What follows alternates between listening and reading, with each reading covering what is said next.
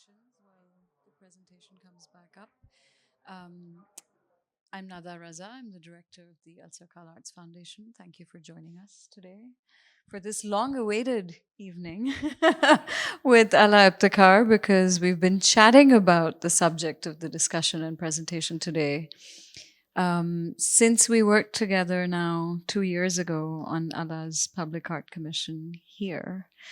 But by way of introduction, Ala Ebetkar is, of course, an artist, but also a thinker, and someone whose practice, as we learned through working with him, encompasses everything from the minute to the infinite. I think this is really a practice that does that work of scaling from the very specific to the kind of, cosmic travel or the absolute edges of the universe, as it were. But is also really wide ranging in terms of the artist's kind of research interests, teaching interests, and kind of understanding of and sensitivities to not just what it means to make things public, but also to work between cultures. And I think that practice and those dialogues are particularly relevant to talking about public art in Dubai, because we are really dealing with a place that is made up of the many, and I suppose the kind of decisions about what constitutes public still belong to the few. So I think in that kind of landscape, having Ala do an intervention meant that we had really interesting discussions behind the scenes. And I guess the motive today, especially when we're seeing so much public art being produced here, was to really bring some of those discussions more into our public domain. So thank you really for being here. Thank you to the Third Line for bringing Ala back and making today's conversation possible. But just in terms of what we're going to do, Ala is going to say a few words and then we're going to watch a film. And then we will talk a bit about recent projects, but also the work that he's been doing in the art, social space and public discourse initiative, and what that means, and what the kind of back and forth is between those dialogues and that kind of thinking about our responsibility in constituting publics through art making. Comes back to the practice itself. So yeah, over to you. It's nice to be here. Can everyone hear me? And please bear with me. I've been in 3 different time zones this last 72 hours, so this feels quite nice, and it's lovely to be with you all today. So I think, yes, this conversation started. It's been 2 years. So 2 years now, and I've been coming through this region really since, the UAE specifically, 2006 or 7. I did my first show at the Third Line, and really start to build roots here. Obviously, we're in close proximity to also Iran, which I have a very long kind of standing relationship with. I feel like this is certainly another home for me here as well. So. It's nice to be back. So should we start with the? You want to start with that? Yeah, of course. Yeah. So this is a short film that was made. Actually, over the course, they started filming this in 2016. I want to say.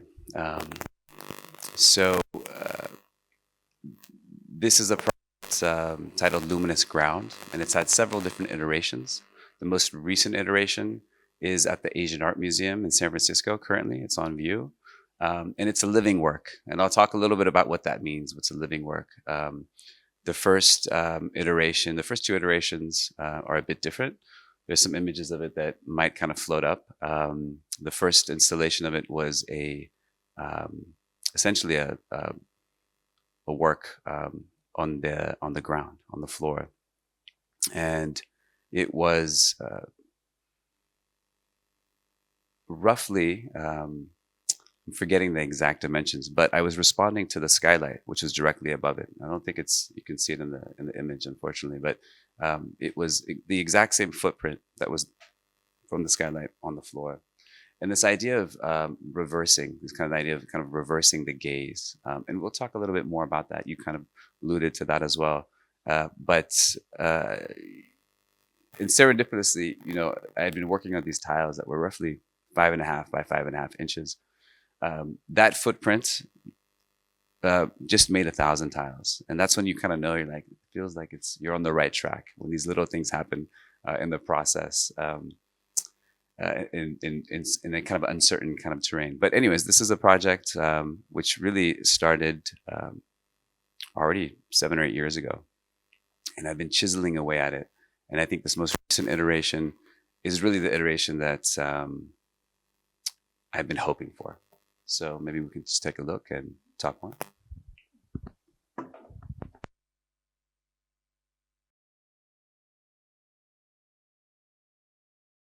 Let the waters settle, and you will see the moon and the stars mirrored in your own being.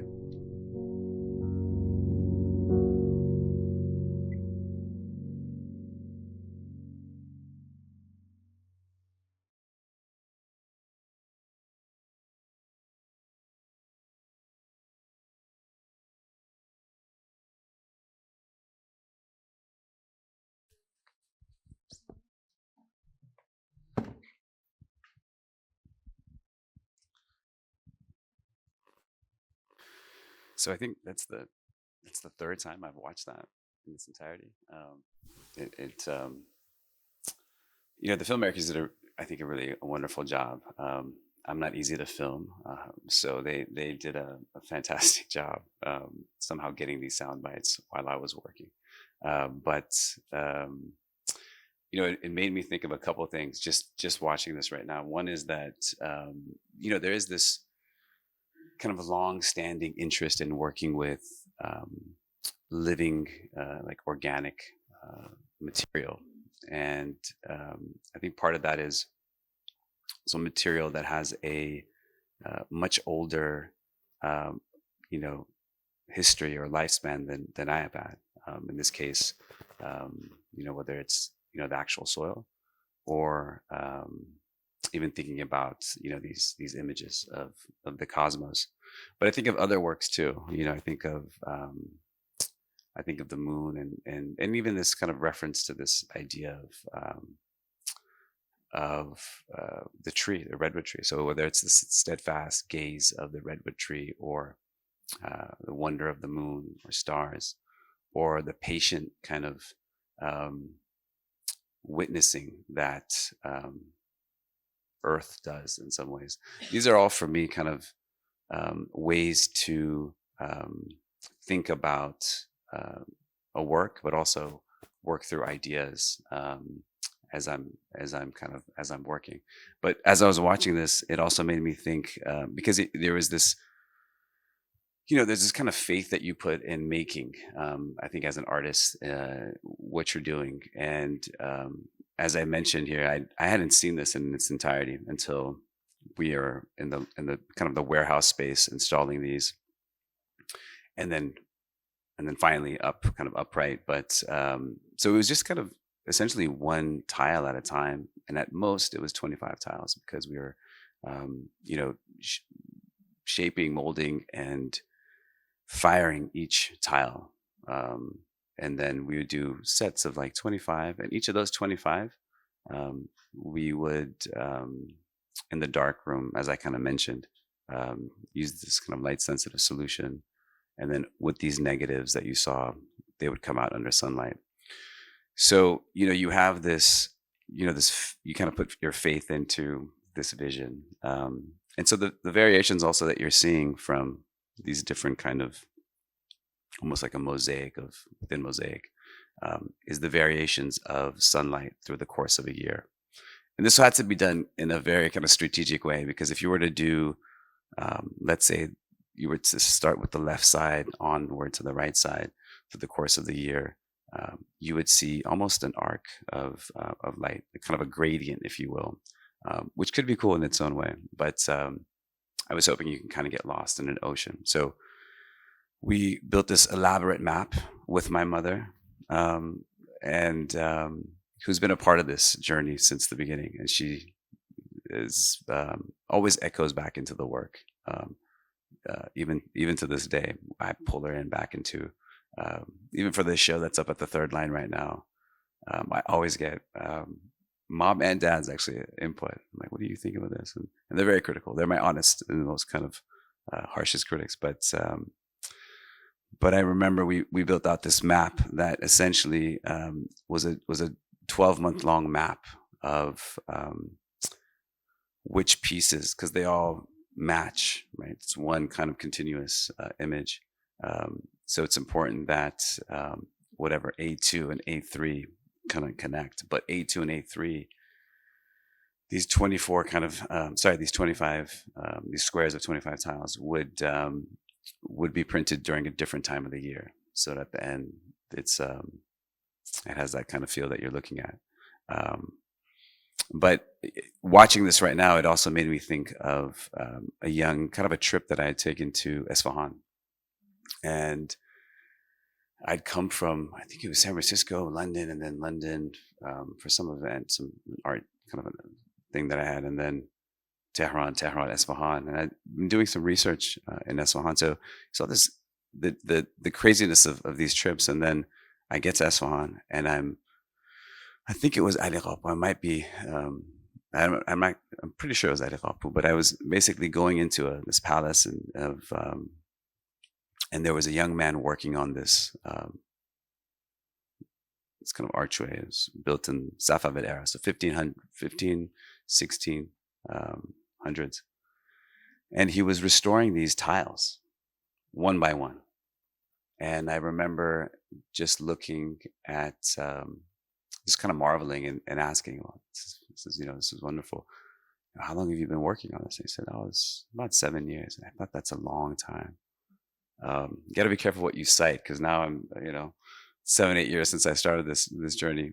But when I said, it's a long time, he said no. He said, my ustad over there has been working on this for 30. I said, in this whole space? He's like, no, just this arch. And I think of also the fact that it's kind of a restoration work of civic space. There's no signature, there's no ego. It's this kind of deep work and practice that is, in a way, public art. And sometimes we forget these kind of public arts that are very much part of this region's history. I think that comes through in the video in terms to the attentiveness to the laboriousness of the process and the many hands involved in the making.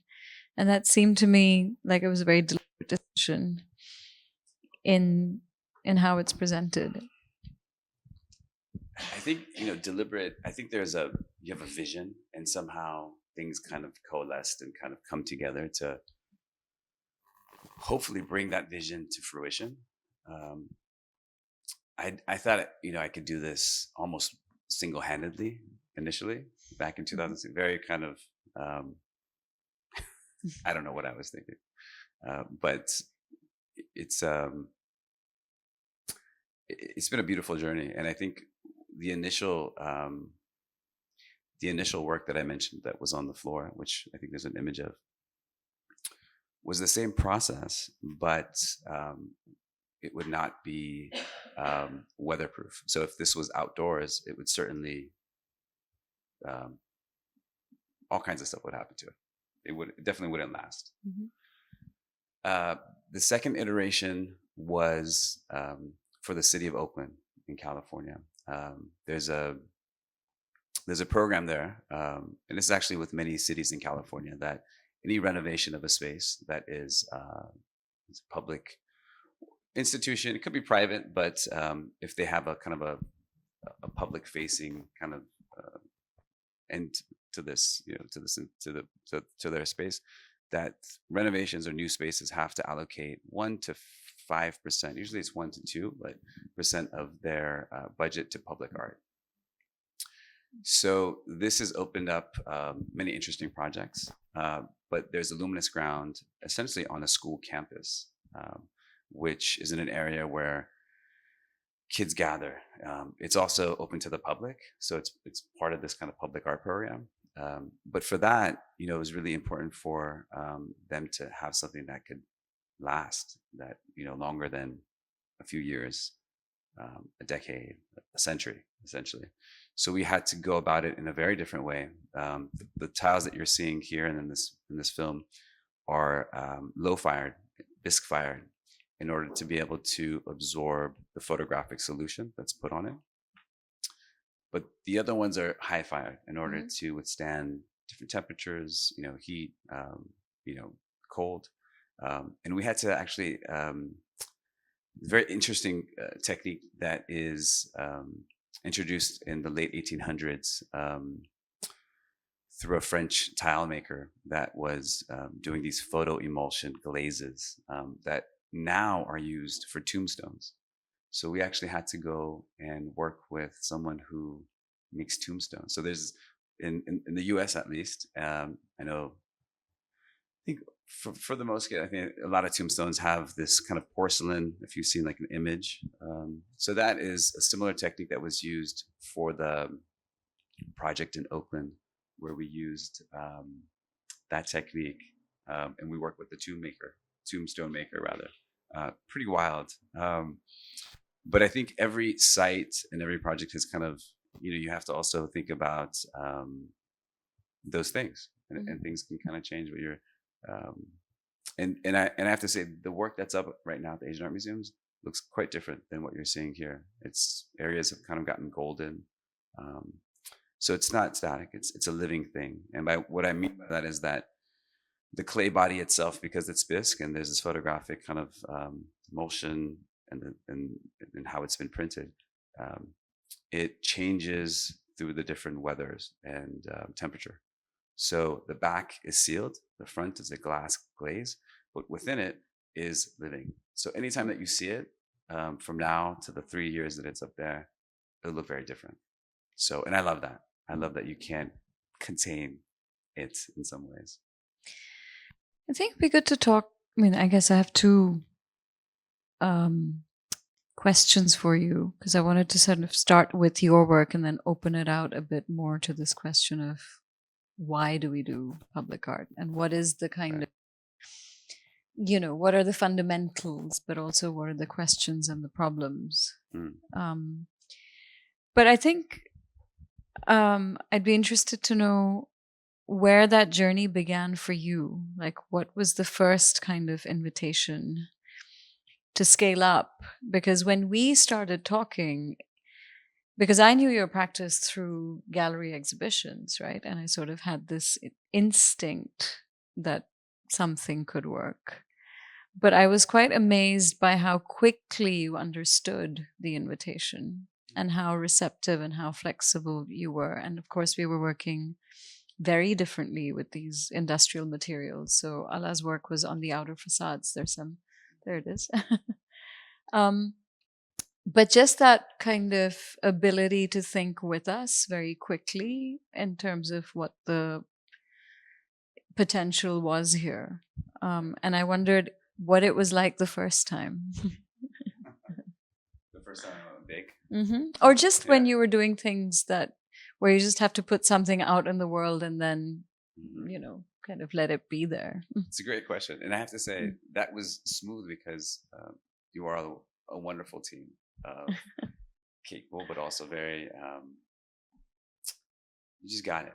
You got it. And both from a conceptual framework, but also tangible things that needed to just happen, materials. But I think, for me, I also come from a long line of architects.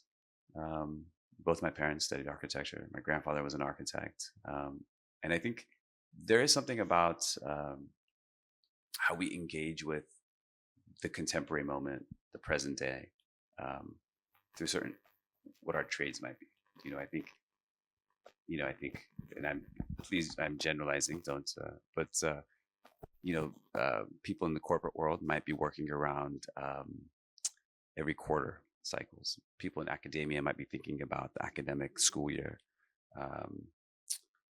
I think architects are among the few that are thinking centuries, at least decades, of how something will age. And I think that has left a kind of an impression on me.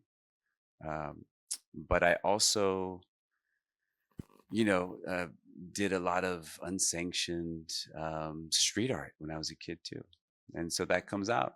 That comes out. Uh, Graffiti? sure, Oh. sure. Where's that archive? That's in the monograph. Okay. And it actually spans. I mean, actually, there's some in California, some in Tehran. Wow. That's quite old at this point. Most of it's not around, and I think that's also the other end of things, where here I just mentioned architects thinking centuries, but you have this very you have an art form in a genre where it's so immediate, and not only is the action immediate, but the removal of it is oftentimes quite immediate. So something may go up and be put down before you can go back and photograph and document it. Creates a very different kind of dynamic. I'd like to talk a bit about that, actually, the ephemerality, but also the public memory aspect, right? Because it's often these unplanned things that become a part of how people negotiate cities and what you walk past and what becomes a landmark. And you can try your best to create things that like the intent is always that kind of landmark project or iconic project. And I think we're so kind of conditioned to think of iconicity when we think of things outside of the gallery space, right? The visibility of it somehow kind of dominates the criteria. But how do you think about that kind of relationship to publics in terms of remembering or forgetting? I'm a believer that if you transform a space in a memorable way, even if it's just a day, that space will be transformed in people's minds. And I think there's something quite empowering and beautiful about that. So even something where it's literally like a physical, performative intervention that has the ability to transform the spaces, people's kind of collective memory of it. I think about even like Sathergate at UC Berkeley, which has been a site for many interventions, going back to the free speech movement in Berkeley. And then it gets documented, and then it becomes this site that people continuously, not just site reference, but they go back to that location, and there's new conversations. So it's actually something that I'm quite interested in, is this thing that you mentioned, and how, the lifespan of the actual work. Is it the actual intervention, or is the collective memory part of that duration that it lives? If that makes sense. Yeah, absolutely. It does. And I'm hoping that we can get more into this in questions from the audience, because I think, especially in this city, which has transformed in so many ways, the kind of public memory of landmarks is the thing that somehow brings us back to, like, it kind of maps how long you've been here, So if you know certain things, that immediately tells somebody else exactly like what your shelf life in the city has been. So there's this kind of insider-outsider thing that I think this can also operate on the level of, And I feel like with your work, I was really thinking about this question of, if you encounter this work, for instance, you're knowing all of the different references that have been layered into it from this kind of, the relationship to the land, the origin of the tile, and why you're working with tiles. Like there are all these cultural specificities that you have coded in, but nobody needs to know that in order to enjoy the work, you know. And I really like that kind of operation at different registers that goes into something that's simple, that's accessible, that's beautiful. But if you care enough to find out more, there is more to it. Yeah, I mean, I think that's generous of you to say. I am a believer that there is also this kind of a certain energy that one is that when doing a work that you know it's beyond intent. It's a certain kind of energy and level of kind of connectedness to the material, to the work, that even if you kind of pull it apart and it's away from you now, that it still shares that story. And I think, a great example of this actually is I studied coffee house painting in Iran, and actually coffee houses are, a perfect example of these kind of liminal spaces, or liminality can mean many things. But in this context, a liminal space, I'll use it in the terms of a private space that still serves as an extension of public space. I think the coffee house is the perfect example of that, especially coffee houses in this region.